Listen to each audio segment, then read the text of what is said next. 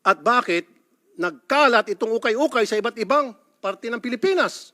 Ni singkong duling walang binabayad na buwis. Yun po yung mga basura na ng mga damit na imbis na i-recycle, meron kasi mga scheduled for discarding used clothing sa iba't ibang bansa at pinipick up para i-recycle, pero instead na i-recycle, pinapadala itong basura. We have PD 2033 in 1986 na sinasabing bawal ang pagpasok ng used clothing sa bansa. We have RA 4653 na sinasabing bawal ang pagpasok ng mga used clothing sa bansa except to donate sa mga victims ng calamities. At bakit nagkalat itong ukay-ukay sa iba't ibang parte ng Pilipinas? And BIR and Customs not doing about it.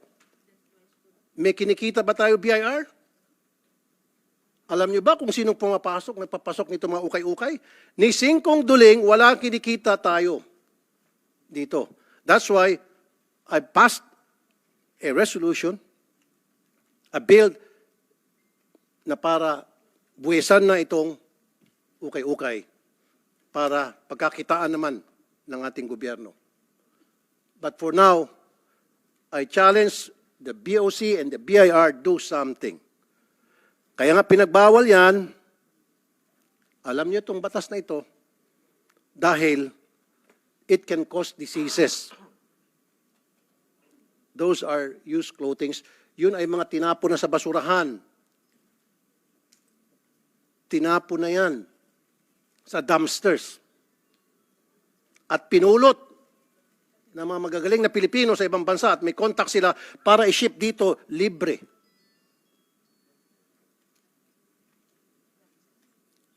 Ito po, Mr. Chair. I need to ask the BIR directly right now. Victoria Wave Special Economic Zone dyan sa may Caloocan. And in October 2021,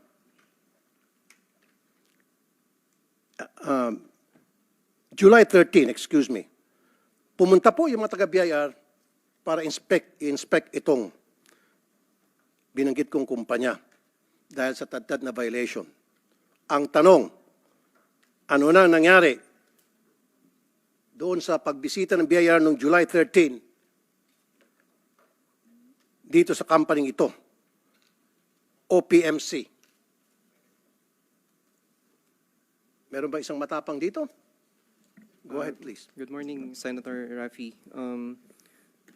I apologize, Your Honor. We don't have the information right now, but we are already asking the concerned Revenue District Office, which conducted the investigation, to provide us information, and we will provide the committee once the data or information are available.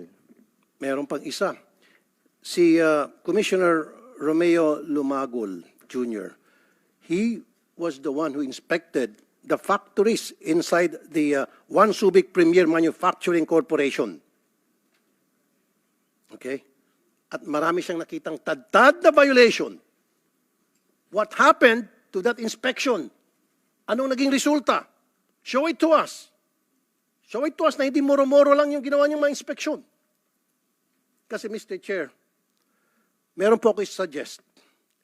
Siguro it's about time the Congress and the Senate should have an oversight committee na lahat ng LOA na ini-issue ng BIR at Bureau of Customs kinakailangan monitored natin.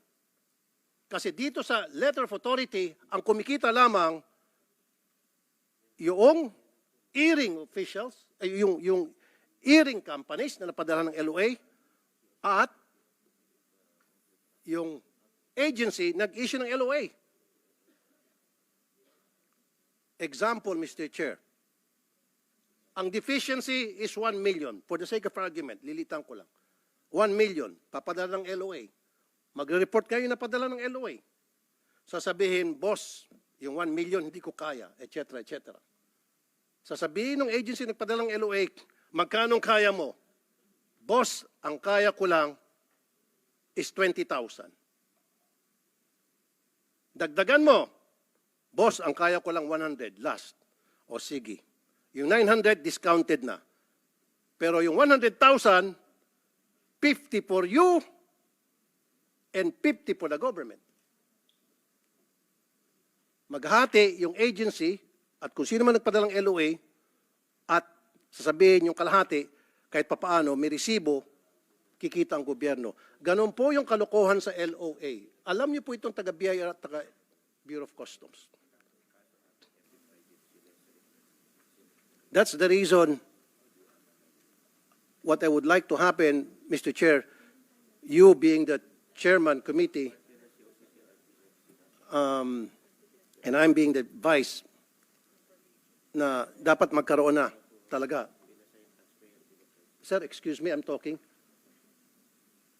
Paano ako makakonsentrate, sir, kung nagsalita ka na ano ako? Okay.